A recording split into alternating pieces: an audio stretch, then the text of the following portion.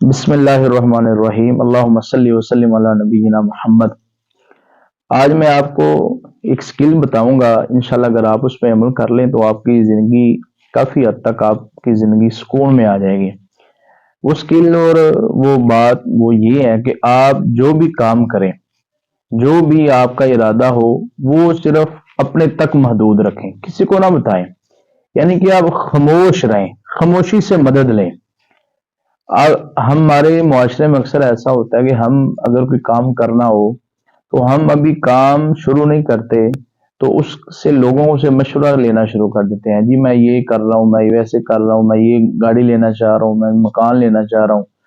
تو ہوتا ہی ہے کہ ہم لے نہیں پاتے، پھر بعد میں پھر لوگوں کی باتیں سننی پڑتی ہیں۔ لوگ کہتے ہیں جی آپ تو لے رہے تھے، کیا بنا ہے؟ اسی طرح انسان کی زندگی ہے نا، انسان کی زندگی میں معاملات اتار چڑھاؤ یہ زندگی کا حصہ ہے، لیکن آپ لوگوں سے شیئر نہ کریں پہلے۔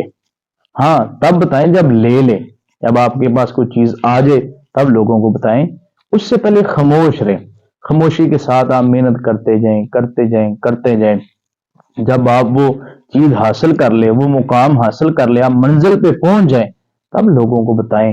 تب آپ کو بھی پتا ہوگا کہ اب میں پہنچ گیا ہوں، اب میں جو نا وہ یہ چیز میں نے حاصل کر لی ہے، یہ چیز مجھے مل گئی ہے۔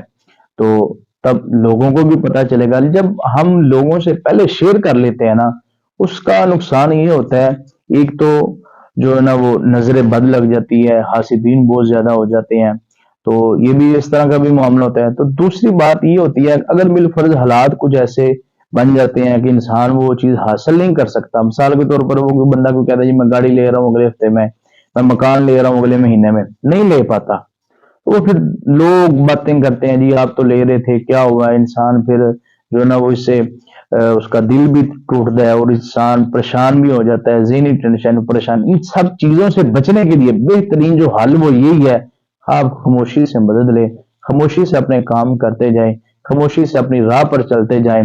ہاں یہ ہے کہ آپ سمجھتے ہیں جو آپ کا سینئر اور آپ کا جو نا وہ بیسٹ جو آپ کو بہتر طریقے سے جو گائیڈ کر سکتا ہے، اور اسی جو کام آپ کرنا چاہ رہے ہیں اس فیلڈ میں وہ ماہر ہو، اس فیلڈ کو وہ اچھی طرح وہ بندہ جانتا ہو۔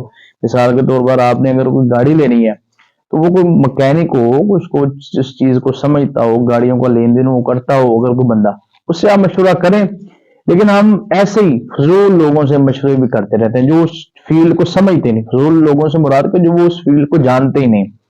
تو اسی طرح آپ ان سے بس اگر ایک آدھ سے بات کریں، لیکن زیادہ آپ جو کہتے ہیں نا وہ جو زیادہ باتیں کرتے ہیں وہ پھر زیادہ کام نہیں کر پاتے، تو جنہوں نے کام زیادہ کرنے ہوتے ہیں وہ باتیں کم کرتے ہیں۔ آپ اگر اس ٹرک پہ عمل کر لیں تو انشاءاللہ آپ کو بہت فائدہ ہوگا۔ السلام علیکم۔